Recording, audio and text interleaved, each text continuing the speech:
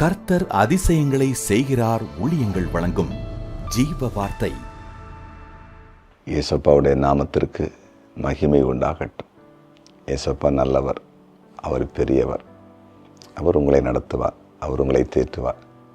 ஆண்டவருடைய வார்த்தையை நீங்கள் கேட்டு நன்மைகளை நீங்கள் பெற்றிருப்பீங்கன்னா கமெண்ட் செக்ஷனில் இந்த ஜீவ வார்த்தை மூலம் உங்களோட ஆண்டவர் ஏதாவது பேசியிருப்பாருன்னா, ஏதோ நன்மை அனுபவிச்சிருப்பீங்கன்னா நீங்கள் ஆண்டோட மகிமைக்காக கமெண்ட் செக்ஷனில் சாட்சியில் தெரிவிங்க.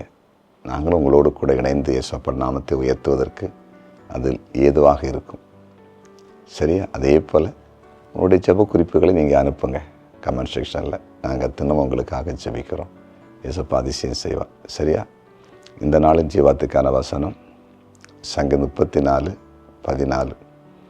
தீமை விட்டு விலகி நன்மை செய், சமாதானத்தை தேடி அதை தொடர்ந்து கொள். தீமை விட்டு விலகி நன்மை செய். அதாவது நம்ம நேற்று தினத்தில் பார்த்தோம் தீமை விட்டு விலகணும். இன்றைக்கி பார்க்குறோம் இந்த தீமை விட்டு விலகிற நாம் நன்மை செய்யணும்.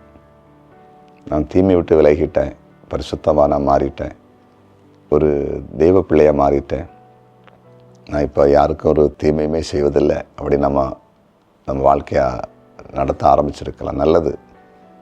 ஆனால் இனி ஒரு காரியத்தை நம்ம வாழ்க்கையில் ஆரம்பிக்கணும். நன்மை செய்வதற்கு நமக்கு நன்மை செய்ய திராணி இருக்கும்போது அதை செய்யத்தக்கவர்களுக்கு செய்யாமல் இருந்தால் அது பாவமாக எண்ணப்படுமா? உங்களுக்கு நன்மை செய்வதற்கான ஒரு குணம் இருந்துச்சுன்னா, அதாவது உங்களுக்கு நன்மை செய்வதற்கு ஒரு வாய்ப்பு இருந்துச்சுன்னா நன்மை செய்யுங்களேன். சில பிள்ளைகளுக்கு படிக்கிறதுக்கு நல்ல வழி காட்டி கொடுக்கலாம், படித்த பிள்ளைகளுக்கு வேலை வாய்ப்புக்கான ஒரு வழியை காண்பித்து கொடுக்கலாம், ஒரு நல்ல சபையில் போய் ஆராதனைக்கு போங்க அப்படின்னு சொல்லி ஒரு வழியை காண்பித்து கொடுக்கலாம், ஒரு கடன் பட்டவங்களுக்கு அந்த கடன் மாற்றுறதுக்கு அந்த வழின்னு சொல்லி கொடுக்கலாம், என்ன பிஸ்னஸ் பண்ணுறேன்னு தெரியாமல் இருக்கிறவங்களுக்கு ஒரு பிஸ்னஸ் பண்ணுறதுக்கு ஆலோசனை கொடுக்கலாம். இது நன்மை செய்கிறது.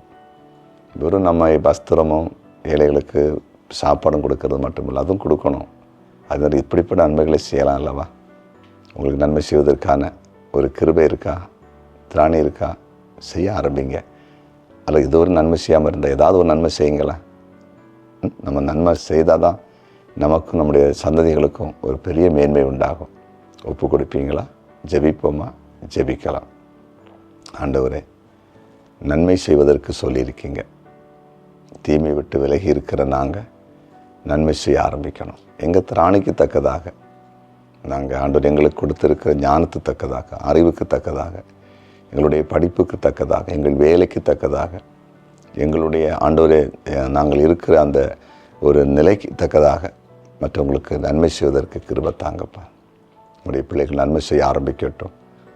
இவர்கள் மூலம் அநேக குடும்பங்கள் வாழ்வடையட்டும், மேன்மையடையட்டும், நல்ல வழிநடத்தலை பெறட்டும். குறிப்பாக ஆண்டவரே, திருமண நாளை காண்கிற எல்லா குடும்பத்தை வாழ்த்தி ஆசீர்வதிக்கிறேன். கர்த்தருடைய கிருபை அவங்கள சூழ்ந்து கொள்ளட்டும். பிறந்த நாளை இன்றைக்கு காண்கிற ஒவ்வொருவரையும் ஆசீர்வதிக்கிறேன். ஆசீர்வாதமாக இருக்கட்டும். ஆண்டவரே, கமெண்ட் செக்ஷனில் ஜெப குறிப்புகளை அனுப்ப போகிற எல்லாருக்கும் அதிசயங்களை காண பண்ணுங்க. நீங்கள் அப்படி செய்கிறீங்க. நன்றி. இயேசுவின் நாமத்தில் பிதாவே, ஆமென்.